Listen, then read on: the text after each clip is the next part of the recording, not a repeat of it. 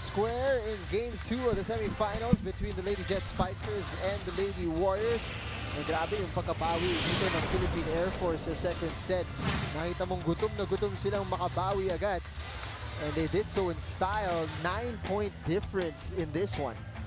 Yeah, it was a really different set from the first set. The first set, although the Jet Spikers started out strong, and you can sense that the Lady Warriors really wanted to win that set. Yep. In the second set, the Jet Spikers were being their usual self. You know, everybody was contributing.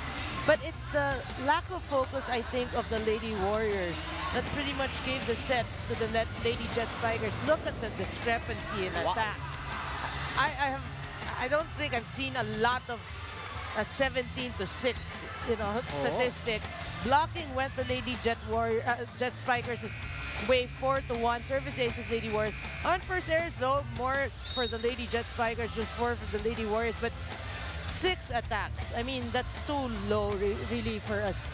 For the caliber of the Lady Warriors, I think they really have to work on the first ball once again.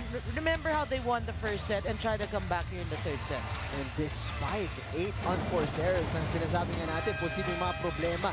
Maging problema yung mga service errors ng Lady Jet Spikers. But despite that, able to overcome by a big margin. You mentioned it, 6 attacks in one set, simply not enough for the Lady Warriors. And we will see how they address that here in the third set.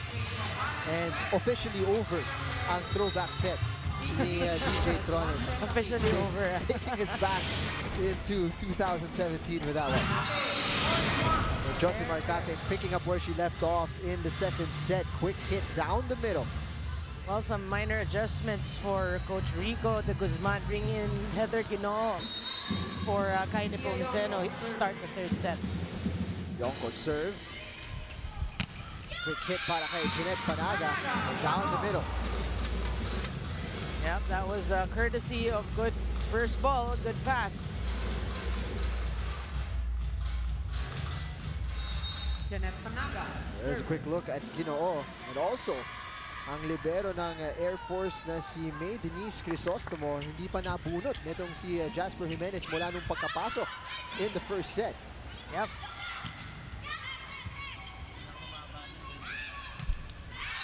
Masyadong patusok yung palo doon. Yeah, she's human after all. The way she played in the second set is like she was beyond this world. Talking about Josimar Tapik.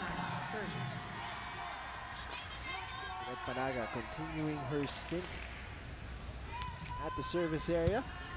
Received by Cases. What a set from Semana. Yeah. She had to race over, cover ground, and then get it all the way over to Marianne Pantino, who buries it. Yeah. You know, it wasn't the best of sets because we saw it, you know, she was from the back. But Pantino also making good with that, just finding that hole in the defense of the Lady Warriors. Napakabitin nung service na yun mula kay Marianne Pantino. The bottom side of the net there. Now here's some leading scorers for the Jet Spikers. It's Tapik with 6, Casas with 4. For the Lady Warriors, it's Pablo and Panaga with 3 apiece. I think this is just the second set. Cases, soft hit, does the damage there against the double block. Clever play. Yeah, very smart hit there.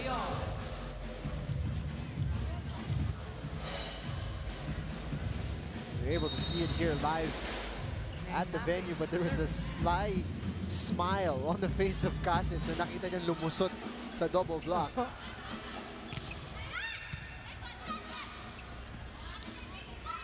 All over to the other side, and Cases scoring once again.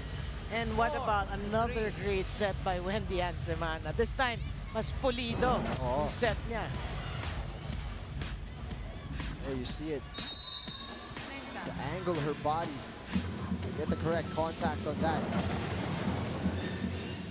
Yan ang mahirap dito pag kalaban mo yung Lady Jet Spikers. Ang dami nilang options. So many reliable hitters to choose from para kay Wendy Semana. Yeah. As he said, that a miscue there for the Lady Warriors. A little too high for Desiree Dadam.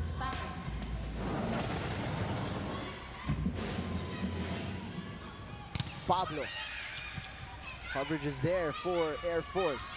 Soft touch para kay Palomata. Does the damage. And she's starting to blossom in front of her eyes here. Mixing up her game and ridding her game of those mga errors na nakikita natin before. That's true. You can see that she's getting better and better.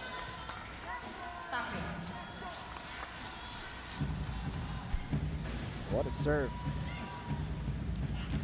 Ginoo. Deflected by Casis. Semana's gonna go back to Mary Joy.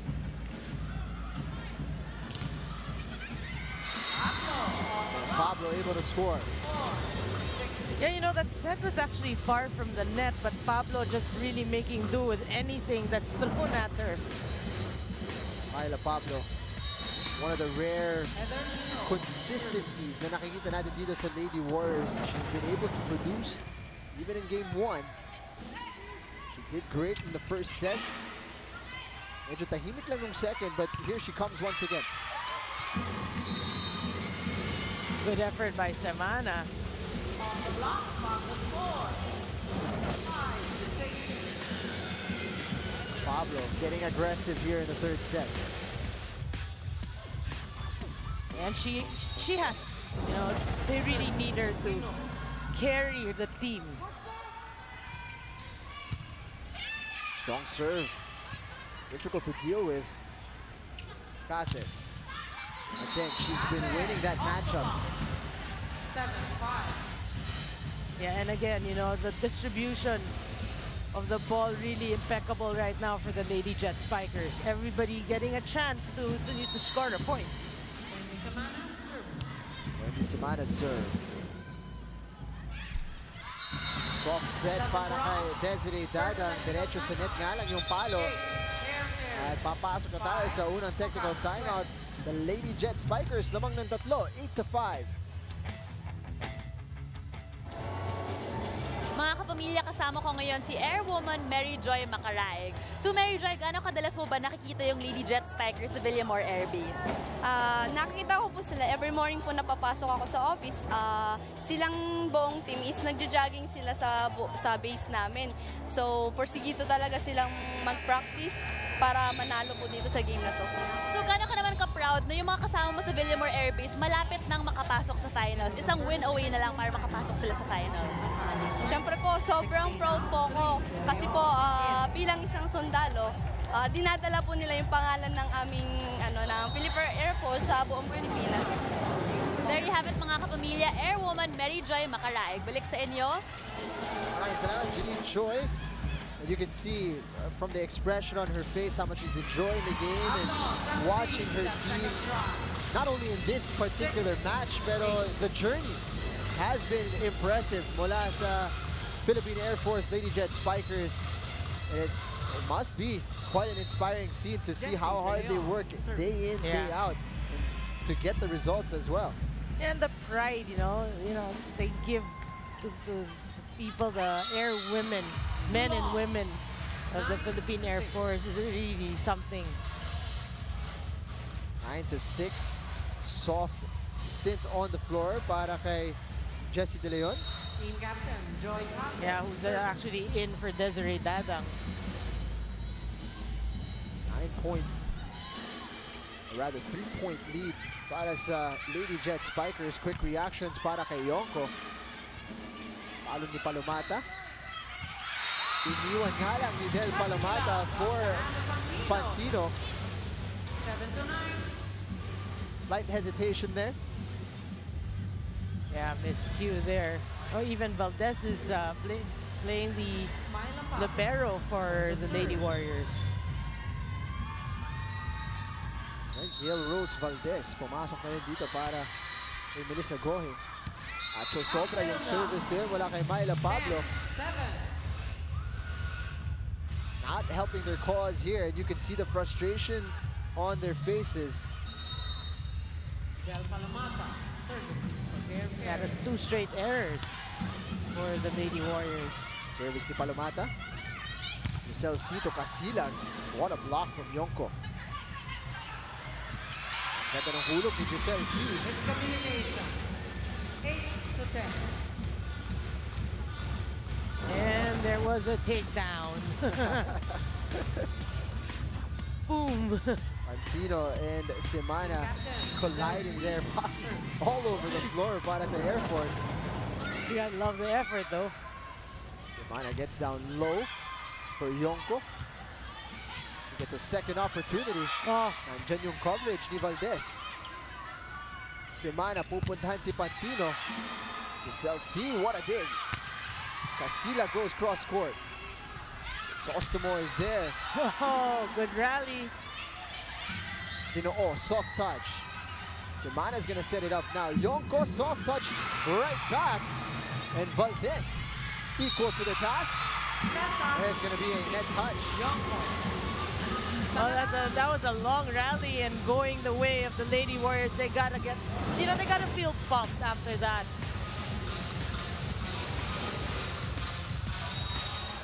What about Valdez though? Service. C. Valdez, instant impact in that libero position para dito sa Lady Warriors. Tapping much too wide there on the hit, and we're all square at 10 apiece. Saying hello to Joric Iyoki. Pamatay mga palo ni Myla Pablo. Bagyo. Absolutely. She's been spectacular in this game. Romel Amit Young.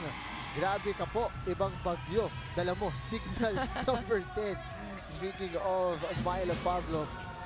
Chris Chan, let's go for game 3. You can do it, Lady Warriors. Watching over from Rojas City sa Capiz. Hello sa inyong lahat dyan. That's exactly what they're trying to do here. Extend the series, and they have the lead. Dito sa third set. But you can feel the intensity right now of the Lady Warriors. It's different from the previous sets. And the question, guys, can they sustain that? Time out on the floor. Let's listen in to Jasper Jimenez. Hey, galing sa ano yan, galing sa 7 yan. 4 ang binigay natin. O may receive naman tayo, gawa natin ang paraan. Gawa natin ang paraan. Hindi pwedeng makikita ang pagod ka dyan, ha? O, bawi. Nasa ilalim ka kaagad eh. At saka yung ano natin, yung block natin, okay yung block. Lalo na pag nagbilang kayo, mas maganda. Para ma-organize. Kasi hindi na tayo nagbilang. Alam natin, balik-balik na lang. Pero kailangan magbilang pa rin kayo. Narinig mo sa boses ni Jasper Jimenez yung kumpiyansa niya sa mga players niya. He knows what they are capable of, and he's expecting a turnaround here. Yeah. He kind of pinpointed what went wrong and what they needed to improve on. So, of course, these are mature women. So, he's hoping that they will, of course, get the momentum from there. Yonko. Anaga will do the setup job for Casilag. Cross-court hit. Stopped by Crisostomo. And Yonko able to respond here for the Lady Jet Spikers. And that wasn't easy. We're talking about 2 tall blockers in Panaga and Casilag, but Yonko still hits it off and pulls it off the block. You can tell. She means all business now. Itong si Lia Yonko. But she could not get that one from Jeanette Panaga. Yeah, and a full front row right now for the Lady Warriors. Jessie De Leon hoping to strut her wear here. Jeanette Panaga, 5 puntos mula sa atake. Well blocked. That one goes out for the Lady Jet Spikers. Jing, I remember in the finals last conference, every time Jessie De Leon comes or is called to play, good things happen to the Lady Warriors, who they're hoping for that again today. 9 total points for Jeanette Panaga in this game. Quite the turnaround from game 1 yesterday. Soft touch para kay Pantino, nabasa ni C. Casilag. Panaga will do the setup here, and Ginoo will swipe it wide.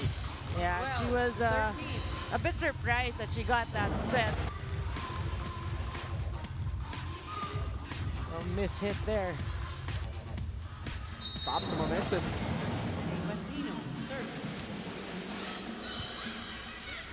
6 attack points para kay Mary and Pantino.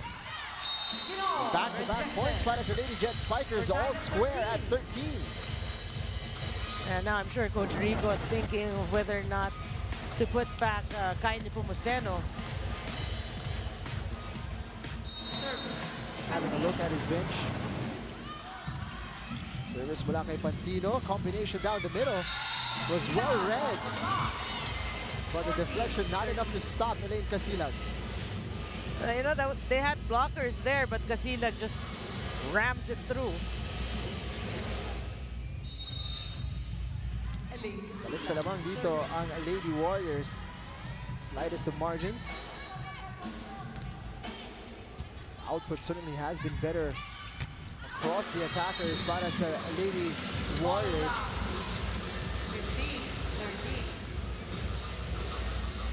Look, a more comfortable lead in 2 points. Creating a bit of a cushion here.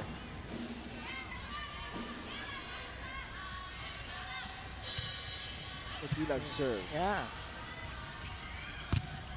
Cases attacking Valdez. Got it up, but went straight to the antenna. It could be a good strategy to keep sending it to Joy Cases. Yeah. Has been great in this third set. Premature celebration wala kay Valdez after getting that one up in the air. Pablo. Oh, good dig. Great reactions from Yonko. Alomata. Blocked by Jesse De Leon. Good read there. Timeout. Second technical timeout of this one. Lady Warriors taking us there with a 2-point advantage, 16-14. Welcome back.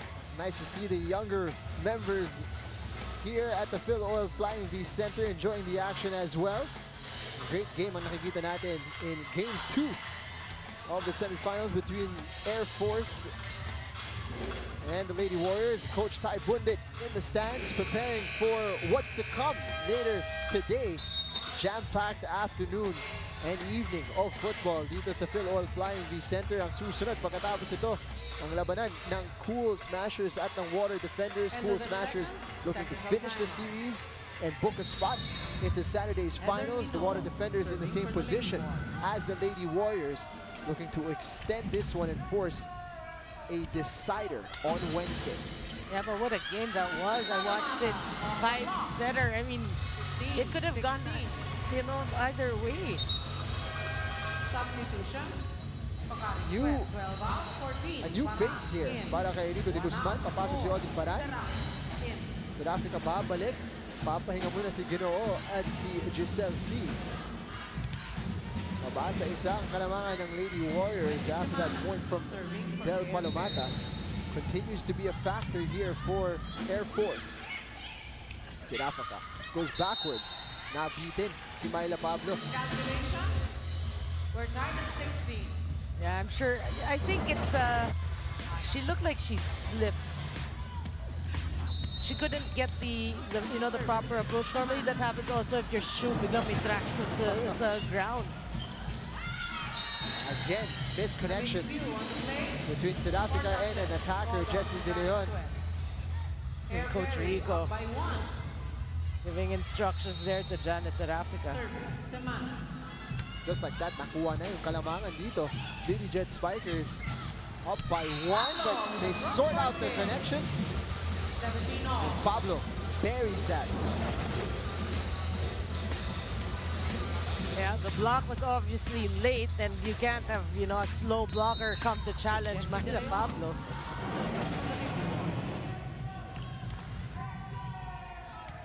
All square, 17 all sa third set. Semana, pupuntahan si Iya Yonko. Hinayaan. At pasok. 17. Yeah, you know, the Lady Warriors, they've got to adjust their defensive formation. You can see South Africa and De Leon obviously were standing in the same line. You know, you got to adjust. You got to keep moving. A rough introduction for South Africa in this third set. Soft touch. Palomata down the middle. Medyo nakakalayo dito ang Lady Jet Spikers, kaya naman tatawag ng timeout si Rico de Guzman. Pakinggan natin ang Lady Warriors. Kayo na makakatulong sa sarili nyo kung anong gagawin ng kalaban. Gumalaw kayo dun sa floor defense natin. Sabi ko, maging aggressive lang kayo dito sa floor defense natin. May angat natin ng maayos, makakatake tayo ng maganda. Huwag niyong pabayaan bumagsak ang bola. Sayang oh. Pinapalo ng kalaban, chance ball. Jesse, ang lapit ng bola sa'yo. Tumulong kayo sa kasama nyo. Hindi tayo mananalo kung hindi nyo tutulungan sila.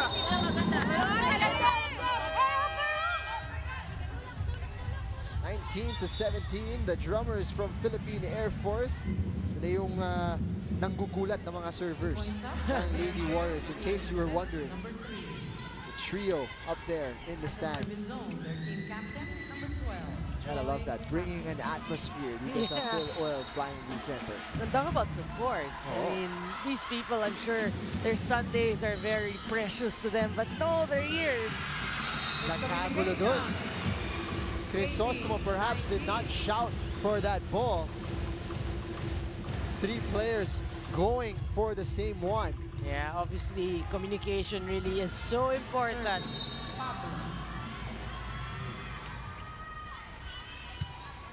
Passes with the reception, si Mana. Pupuntahan si Pantino. Asilag. Underhanded. Gets it over Yonko. Seraphica para kay Panaga. Naibalik ni Palomata. Casilag's gonna go for power. Panaga outstretched. Got a touch to it. And finally, another block there for Palomata. Babalik na naman. Usual substitution ni Jasper Jimenez. Ano ba si Del Palomata? Babalik si Abanto. Camila Abanto, the service specialist. Unfortunately, that's her second service error in this game. One went wide, the second one straight into the net. Uupo ulit si Seraphica at si Parad. Papasok si Ginoo at si Giselle C. But if you're the coach, you know, and then you bring in a serve, quote-unquote, specialist, and then put it into the net, I think,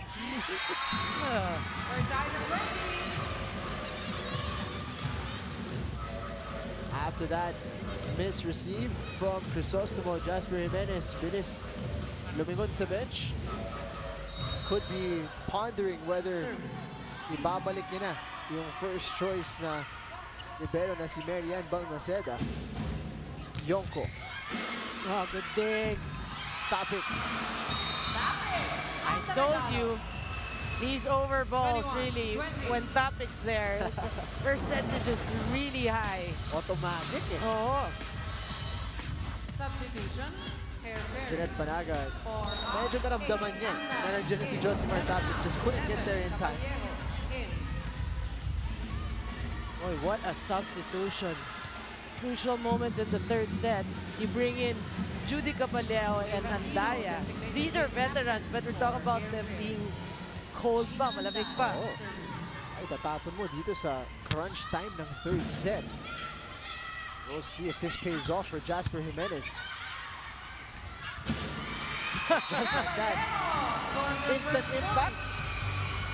Caballero.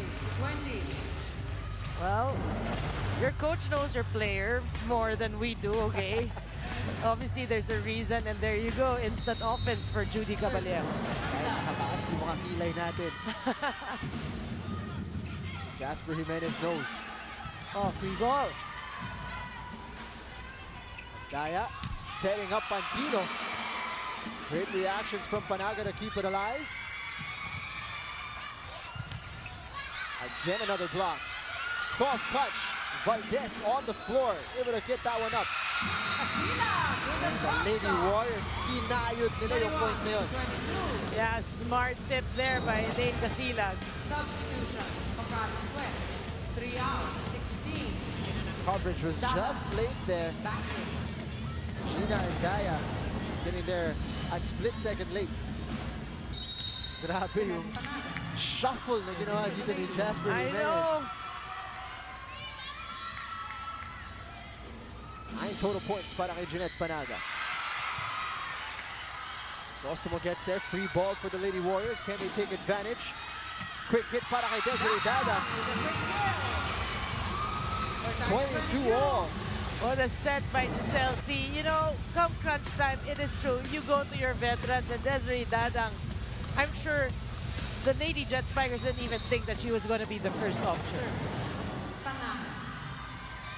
Battle between Jasper Jimenez and Rico de Guzman, as well as the players on the floor. That's an ace. Hinayaan. At pumasok, service ace at hawak ng Lady Warriors ang kalamangan. Timeout on the floor, let's listen in. Tignan nyo, yung receiver, tignan nyo, tansyahin nyo yung likod. Ha? Kanya-kanya na tayo dyan, tatlo naman yan eh. Hindi pwedeng, huwag na natin ano, kailangan sundan natin yung bola kung outside mo, hindi. Sa magandang receive, pasukan mo ha.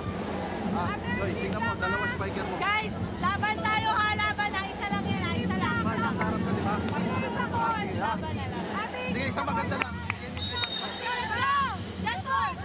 23 to 22. Naghahabol ngayon ang Lady Jet Spikers. Quick look at Shinichi Suzuki, president ng Pocari Sweat. Nakikita mo eh, medyo kinakabahan. Oh, my worried look. Shinichi Suzuki is a big set 23 to 22. for the Lady Warriors. Set. Pocari Sweat on top. Jeanette Panaga serving. Panaga, after that graphic shows 3 service aces for her, hits it into the net. Yeah. Oh, crucial moments. 23 all. And for me, you know, if you're the Lady Warriors, this should mean more to you because you're down a game. Yeah. And you need to win this game to force a third game. That one went out. Ball is up. Timeout on the floor, 24 to 23. Lady Jet Spikers at set point. Ibabagsak mo na yan papunta sa kaliwa. Huwag kang manggigil. Okay. Kailangan ko lang isang magandang first ball uli. Ulitin mo uli yan. Ikin mo lang uli kay G. Kay... Sa'yo. Unahan mo. Kung sa'yo ibibigay, ilis mo lang papunta sa kaliwa. Ha? Huwag kayo matakot nagkamali. Normal yan. Okay lang yan. Okay lang. Isa pa. 24 to 23. Ito nakikita natin ang water defenders in attendance. We're watching and enjoying the action, I'm presuming as well. Grabe, nakikita natin drama and tension here in the third set. Set one advantage. Well, for 24-23 in favor of the Lady Jet At the Spikers. service zone, number 6, May Pantino. And it's a service ace para kay Marianne Pantino.